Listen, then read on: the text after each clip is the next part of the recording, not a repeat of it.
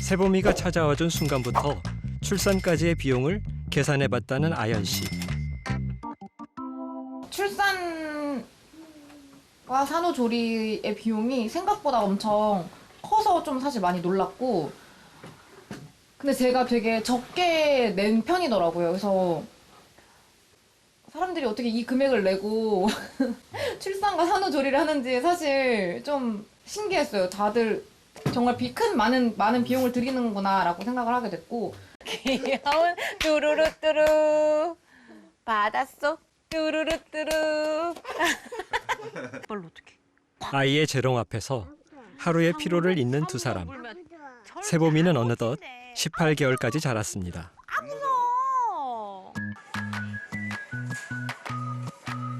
그렇다면 영유아기 아이를 키우는데 양육비는 얼마나 들까요? 장보는 현장에 동행해 봤습니다. 특히나 채소 같은 거는 이제 무농약인지 이런 친환경 채소인지를 좀 중점적으로 보고 구매를 하고 있어요. 사실 제가 먹는 거면 그렇게 크게 상관이 없는데 아무래도 아기가 먹는 거다 보니 좀 그런 농약 같은 게 들어가면 좋지 않을 거니까 그런 거 고려해서 구매하고 있습니다. 아이가 먹는 식재료만큼은 아끼기가 쉽지 않다는 아연 씨. 제가 보통 그 마트 갈 때 한 20만 원 정도 나왔었거든요. 근데 최근에는 똑같은 그런 품목을 사도 30만 원이 훌쩍 넘더라고요. 그것만 봐도 와, 물가가 진짜 많이 올랐구나 이거를 좀 체감하고 있습니다. 아이가 자랄수록 늘어가는 식비. 대신 장난감이나 책은 중고 거래를 활용해 아끼고 있죠. 보육료는 얼마나 들까요? 국공립 어린이집에 다니다 보니 전액 지원받고 있습니다. 아연 씨가 직접 계산해 본 월 평균 양육 비용은 약 50만 원.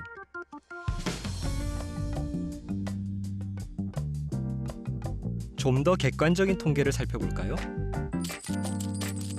영유아 자녀를 한 명 이상 키우고 있는 가구의 월 평균 양육비는 127만 원에 달했습니다. 가장 큰 비중을 차지하는 건 교육비와 식비였습니다. 소득의 한 27%, 거의 30%에 해당하는 돈을 아이를 키우는 데 소비를 하고 있기 때문에 양육비용 부담이 있는 것은 분명하고요. 최근에 이제 영유아기에 대한 집중 투자, 특히 금전적 현금성 지원들이 크게 늘어나고 있는 상황이고요. 그러한 부분에 대해서 부모님들이 양육 부담 경감에 도움이 되느냐라는 질문에 대해서 굉장히 높은 지지도를 보입니다. 육아휴직 중인 두 아이의 엄마 김민지 씨. 우량아로 태어난 첫째는 어느덧 초등학생이 됐습니다. 작년에 둘째를 출산하면서 첫째 때보다 늘어난 정부 지원금을 체감했다는 민지 씨. 하지만 최근 첫째 아이 교육비가 크게 늘면서 양육비 부담은 더 커졌습니다. 사실 자녀 교육비를 쓰기 전에는 엄청 아끼면서 살았거든요. 이제 자녀 교육의 레벨로 들어가니까 그냥 아낄 수가 없더라고요. 왜냐하면 아이가 하고 싶어 하는데 돈을 아껴야 되니까 하면 안 돼라고 할 수가 없어서 이 부분은 좀 돈을 일단은 좀 쓰자라고 생각을 하고. 과연 초등학생 자녀 한 명의 한 달 교육비로 얼마를 쓰고 있을까요?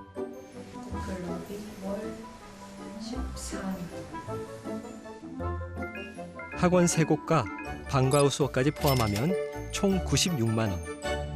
요즘에는 월 100만 원 정도인데 사실 중고등학교 때는 학원비가 더 비싸진다고 들었어요. 그래서 중고등학생 때는 뭐 최대 한 200만 원까지. 학령기부터 커지는 양육비 부담. 출산엔 어떤 영향을 미칠까요? 대한민국에서 출산, 육아에 드는 비용을 분석해 보기로 했습니다.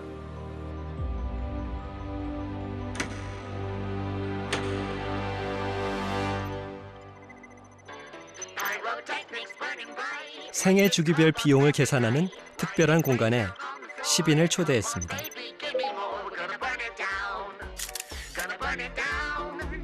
20대 미혼 청년들부터 자녀를 키우고 있는 다양한 연령대의 부모들까지.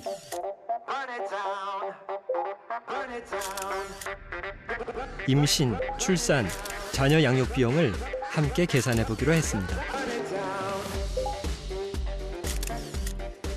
유일하게 아연 씨와 성배 씨는 부부가 함께 참가했습니다.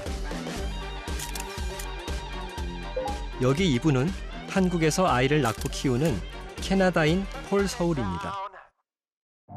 먼저 임신 출산 비용을 계산해 보죠. 병원과 산후조리원 가격은 전국 평균가를 기준으로 했습니다. 어디서 출산하시겠습니까? 단 참가자들이 좀 더 저렴하거나 좀 더 비싼 곳을 선택할 경우 비용 차이가 날 수 있게 설계했죠. 산후조리, 어디서 하실 계획인가요? 임신부터 출산까지 비용 계산이 완료됐습니다. 프로젝트 참가자들과 함께 계산해 본 결과는 어땠을까요? 임신, 출산 비용으로 최소 700만 원에서 최대 3,400만 원까지 다양한 응답이 나왔습니다. 네, 저는 작년에 둘째를 출산해서 실제와 비슷하게 나왔고요. 다른 비용은 최대한 아껴 썼는데 다만 이제 산후조리원이나 산후 마사지 같은 경우에는 저 자신을 위한 투자다, 힐링이다 이렇게 생각을 해서 그 비용은 아끼지 않아서 그래서 1,200만 원대가 나왔습니다. 저도 작년에 출산을 경험했는데 실제 지금 뭐 첫 만남 지원금 200만 원에 뭐 출산 지원금 지자체별로 주는 것들이 있는데요. 그렇게 따졌을 때 실질적으로 저희가 일시불로 출산을 할 때 든 비용은 100만 원 이체 되지 않고요. 근데 신기한 게 요즘 아기 태어나면 정부한테서 아마 200만 원 돈 받아요. 맞아요. 근데 조리원 값이 얼마요? 200만 원? 신기하네.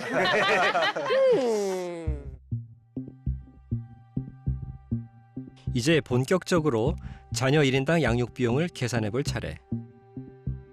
우리는 육아정책연구소와 보건사회연구원의 기초자료를 토대로 제작한 분석 프로그램을 통해 양육비를 예측해 보기로 했습니다. 영유아기 유치원, 어떻게 선택하시겠습니까? 영유아기 사교육을 시키시겠습니까? 사교육비 항목은 참가자들이 선택하고 생활비는 소득에 따른 조사 자료를 합산해 보기로 했죠. 고등학생 자녀의 사교육을 시키시겠습니까? 복수 선택이 가능합니다. 자녀 양육 비용 계산이 완료됐습니다. 양육비 계산이 끝난 뒤 술렁이는 참가자들.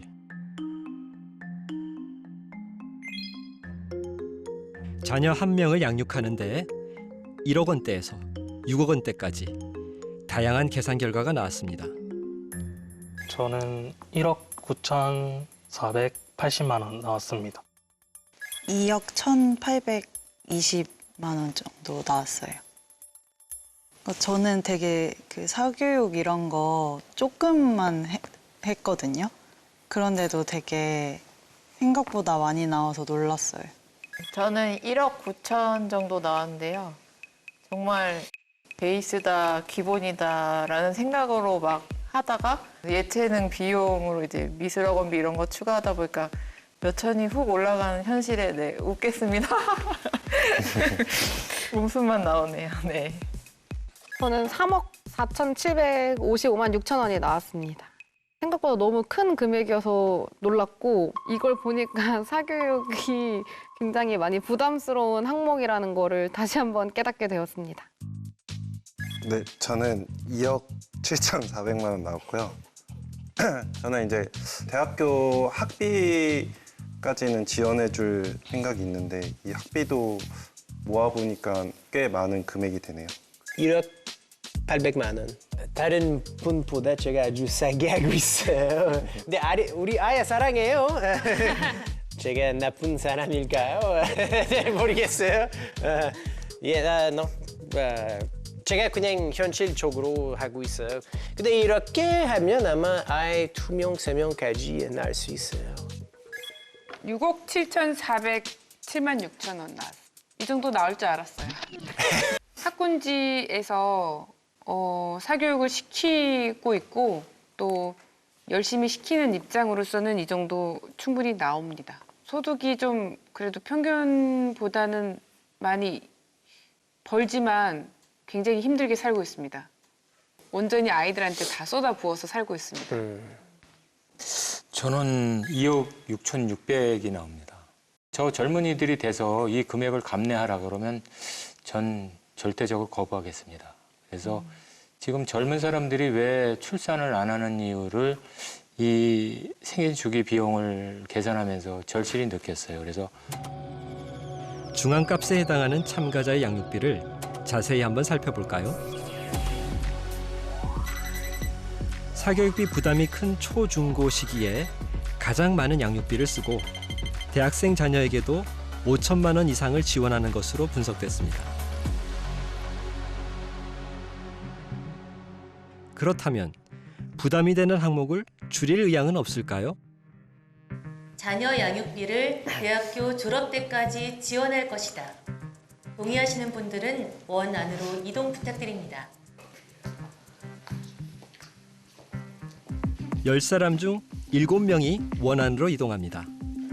제가 부모님한테 받은 만큼은 해주고 싶은 마음이 있어서 제 자녀에게도 그렇게 해주고 싶은 마음이 있고요.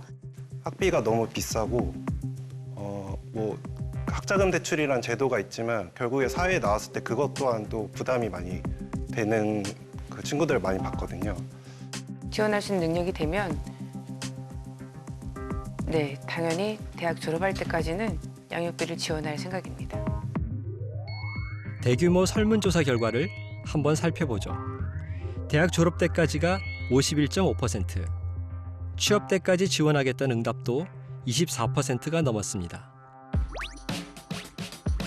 그런데 참가자 중 뜻밖의 선택을 한 사람이 눈에 띕니다. 안녕하세요 여러분. 한국에서 살고 있는 폴소라고 합니다. 반갑습니다. 제가 지금 한국 나이로 40살이고 하고 코미디언 활동하고 있어요. 하고 유나 아빠 됐어요 2개월 전에. 캐나다에 있었을 때 제가 CPA 회계사 전문가였어요. 근데 거의 5년 반, 6년 전에 한국에 왔고 그래도 이제는 뭐 코미디언 활동 해보고 있어요. So, that's it. 한국 결혼 문화 잘 알아? 네. 어디 한번 보지. 형사람들이 어디서 결혼해? 호텔? 비싼 웨딩홀. 결혼 행사 안정적인 직장을 뒤로 하고 코미디언의 꿈을 이루기 위해 도전 중인 폴. 한국인 아내 세희 씨를 만나 결혼식을 생략한 채 혼인신고만으로 달라는 가정을 꾸렸죠. 그리고 얼마 전 아빠가 됐습니다. 유나?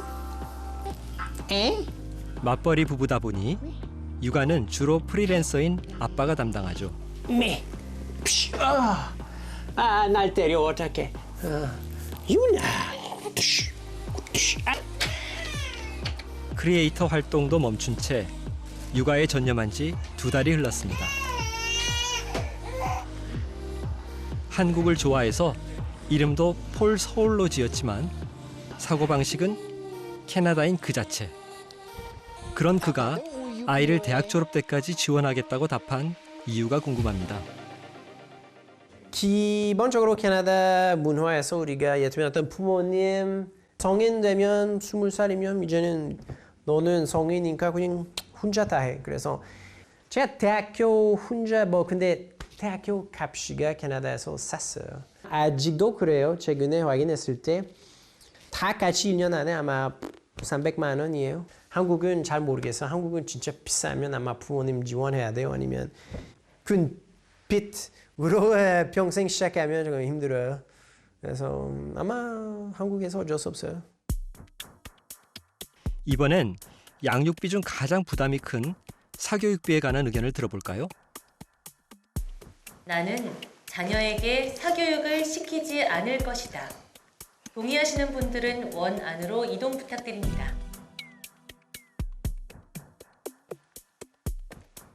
의외로 사교육을 시키지 않겠다는 이들이 4명이나 됩니다. 대부분이 부모 불안 해소 비용이라고 생각을 합니다. 기본적으로 제가 사교육 시켰으면 좋겠다고 생각해요. 왜냐하면 뭐 10시까지 공부하면 평생 없어요. 애들이 조금 애들 경험 필요한다고 생각해요. 운동이나 이런 것들은 많이 경험하게 해주고 싶지만 뭔가 학업과 관련된 사교육은 시키고 싶은 생각이 별로 없습니다. 사교육을 시킬 거라는 쪽의 의견도 들어봐야겠죠.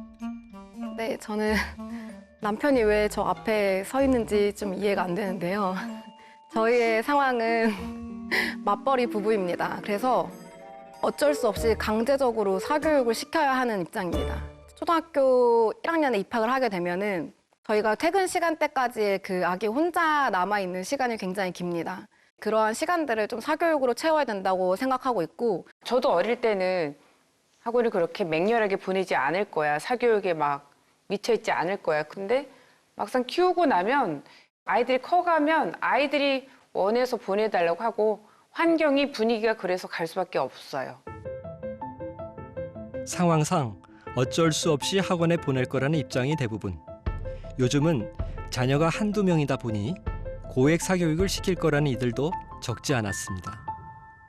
근처 이웃 중에서는 영어 유치원을 보낸다거나 좀 고급스러운 사립 유치원을 보내거나 하기 때문에 그런 것들에 대해서는 지금부터도 고민이 되고 있는 상황입니다.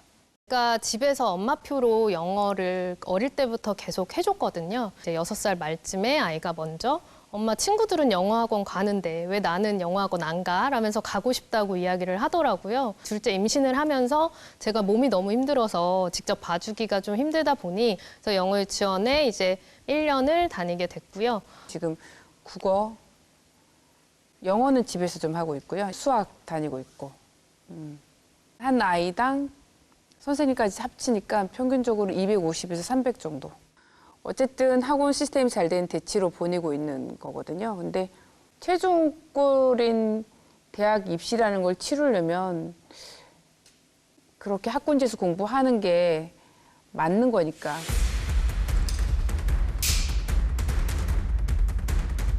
소득에 따른 사교육비는 얼마나 차이가 있을까요?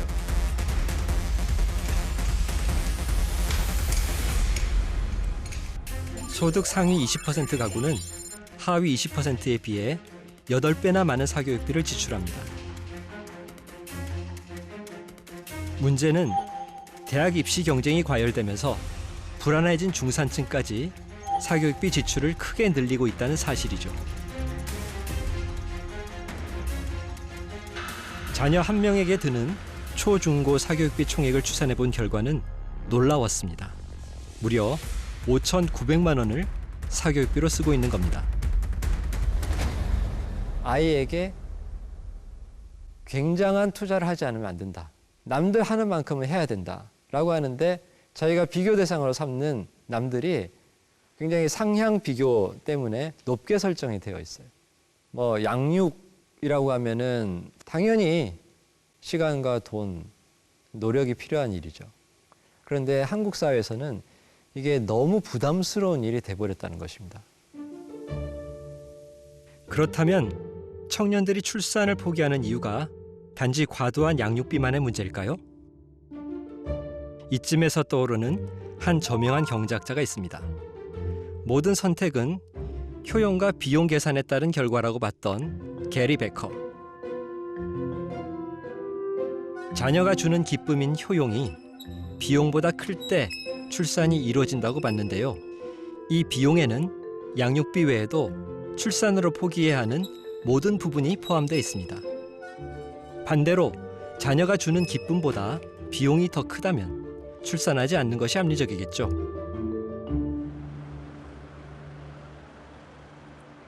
어둠이 채 가시지 않은 새벽. 잠든 아이 몰래 방을 빠져나간 아연 씨. 이제 집에서 6시에 나가야 되거든요. 그래서 지금 출근 준비를 하고 있습니다. 육아휴직을 마치고 복직한 그녀. 아이와 인사 한번 나누지 못한 채 집을 나섭니다. 어린이집 하원 시간에 맞춰 출근 시간을 당기다 보니 매일 아침 전력 질주로 하루를 엽니다.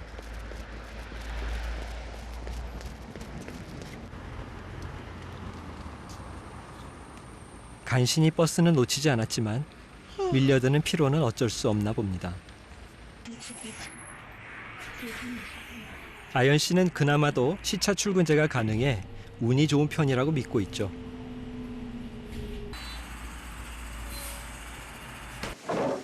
아연 씨가 회사로 향한 그 시각, 성배 씨는 아이를 깨웁니다. 하원을 아내가 맡는 대신 등원 준비는 성배 씨 담당이죠. 정신 없어요. 저도 비슷하게 일어나자마자 아기 깨우고 준비하느라 사실 그래서 맨날 조금씩 늦어요. 성배 씨는 아이 어린이집 등원을 위해 재택근무를 하고 있습니다. 철저하게 아이의 등하원 시간에 맞춰 짜여진 엄마 아빠의 시간표. 하원 시간에 맞춰 엄마는 또 달리기를 시작합니다. 엄마 까꿍. 오후 4시가 넘어서야 처음 서로의 얼굴을 마주하는 아이와 엄마. 아빠. 가족 상봉도 잠시. 아빠는 다시 일을 시작하고 아이와 함께하는 바통은 엄마에게 넘겨집니다. 한 공간에 있어도 각자의 시간을 보내는 가족들. 하루 중 온 가족이 함께할 수 있는 시간은 많지 않습니다. 이게 뭐지? 이렇게 사랑스러운 아이를 또 갖고 싶어도 엄두를 내지 못하는 건 사실 양육비 때문이 아닙니다. 이제 애기 낳기 전에는 0 아니면은 2이라는 생각에 하나만 낳는 일은 절대 없을 거라고 확신했는데 막상 낳고 키워보니 하나를 제대로 키우기도 사실 좀 현실 자체가 너무 버겁더라고요. 그래서 현재는 둘째는 여전히 고민 중인 상태고 저희가 시간이 진짜 역부족하거든요. 그러니까 이마저도 애기한테는 좀 부족한 시간일 것 같고 이거를 또 둘째가 생기면 이 시간도 나눠야 되는 거잖아요. 그래서 그것도 좀 약간 미안한 감정도 많이 들고. 양육비는 줄일 수 있어도 시간 빈곤에 시달리며 감수해야 하는 기회비용은 스스로의 힘으로 바꿀 수 없는 출산의 큰 걸림돌이죠. 자녀 한 명당 대학 졸업 때까지 들어가는 양육비가 과도한 사교육비 때문에 무려 4억 원에 육박하는 것으로 파악됐습니다. 뉴스에서 접하는 수억 원대의 양육비. 모두가 이런 양육비를 쓰고 있는 걸까요? 우린 한 가지 이상한 점을 발견했습니다. 평균값보다 적은 사람이 다수였고 평균값과는 달리 가장 가운데에 있는 중앙값은 더 낮았죠. 표본이 작아서 생긴 일일까요?